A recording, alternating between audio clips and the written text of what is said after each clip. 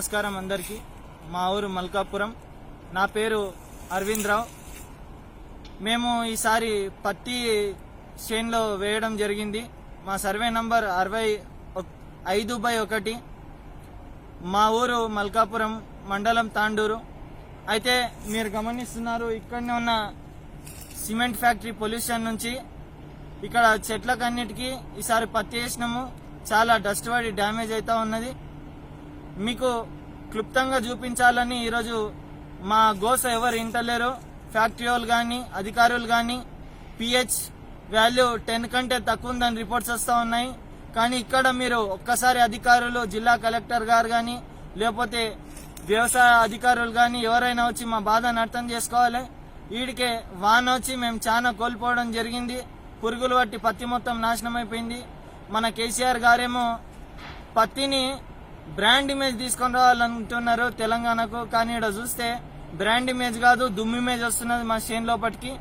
మీరు దయచేసి ఈరోజు నా గోసని అందరూ వినవలసిందిగా తెలియజేసుకుంటున్నాను. ఒక్కసారి ఇక్కడ మనం చూడాలి.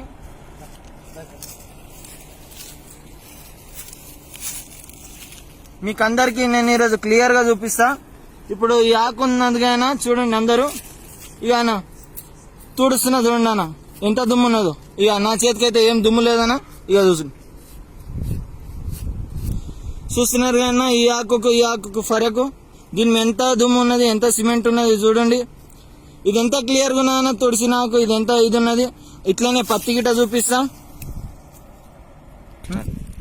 ఇక చూడండి అన్న, ఇది పత్తి చూడండి అన్న, ఇక్కడ ఎంత నలుపుగా ఉన్నది.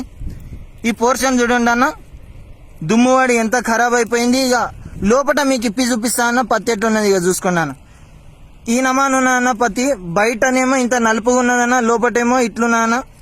ఇక చూసుకోండి అన్న, ఒక కాయకి అని కాదు అన్ని కాయలకు. ఇక చూసుకోండి ఎంత గానం దుమ్ము ఉన్నదో. ఇక పైన ఎంతగానం డస్ట్ పడుతున్నదో చూడండి అన్న అందరూ. ఇక ఈ నమాన్ ఉన్నదన్న, ఈ చెట్టుకి అని కాదన్న, ఇక్కడ చెట్టుకి గిట్ట చూడండి అన్న. ఒక్క చెట్టుకు ప్రొడక్షన్ తక్కువైపోయి ఈడికే లాస్లు ఉన్నామంటే ఈ ఫ్యాక్టరీ చేసే నష్టాల నుంచి ఇంతగానం. ఈ పైన పోర్షన్ చూడండి అన్న మీరు, ఈ ఫ్యాక్టరీ దుమ్ము నుంచి ఎంతగానం నల్ల ఉన్నదో. అట్లనే లోపల గిట్ట చూడండి అన్న, చూడండి అన్న, ఇది లోపల ఎంత తెల్లగా ఉన్నదో, బయట అంత నల్లగా ఉన్నా.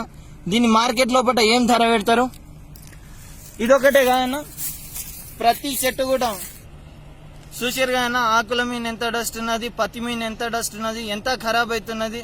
ఈడికే గోస ఖాళీ 32 కిలోలు వెళ్ళిందన్న. పోయినసారి వర్షాభావం వల్ల మొత్తం నష్టపోయడం జరిగింది. ఇప్పుడు కూడా ఈ చేను మీరు చూడొచ్చు, ఇక్కడ నుంచి మొత్తం అక్కడి వరకు వేసుకున్నాను నేను చేను. చూడండి అన్న, మొత్తం చేను ఆడి వరకు ఉన్నది. మీరు ఎంత వరకు చూసినట్ట కింద పత్తి వచ్చింది. చూడండి మొత్తం చేను ఈ నమాన వేసుకున్న చేను అన్న. ఈ ఫ్యాక్టరీ దగ్గర ఉండడం వల్ల నీళ్లు పోసి మిషన్ లో నడపమంటే నడపడానా. మీరు చూస్తా ఉన్నారన్నా, ఆడ ఆ 2 గొట్టాల నుంచి రిలీజ్ అయ్యే దుమ్ము, అట్లనే ఈ కార్ఖానా నుంచి గిట మొత్తం రిలీజ్ అవుతున్న దుమ్ము మీరు చూస్తానే ఉన్నారు. ఇక్కడ ఆ 2 గొట్టాల నుంచి అయితే ఎప్పుడు అట్లనే ఉంటది.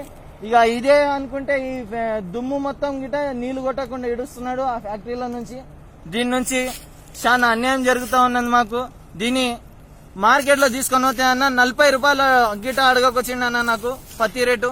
పోయినసారి ఖాళీ 40 రూపాయలు అమ్ముకున్నానా, ఖాళీ 30 లోపటినే అమ్ముకున్నారు. అందునుంచే అధికారులు ఎవరైనా సరే దయచేసి మా బాధను అర్థం చేసుకొని ఒకసారి వచ్చి కావాలంటే చేను పరిశీలన చేయండి. మాది ఇప్పుడు నాకైంది, ఇట్లానే చుట్టుపక్కల ఉన్న ఎంతో మంది రైతుల దగ్గర ఇదేనమని ఉన్నది. కాబట్టి దయచేసి అందరికి విజ్ఞప్తి చేసి చెప్తున్నా, ఈ సమస్య పైన అందరూ స్పందించాలని కోరుకుంటున్నాను. జై హింద్, జై కిసాన్.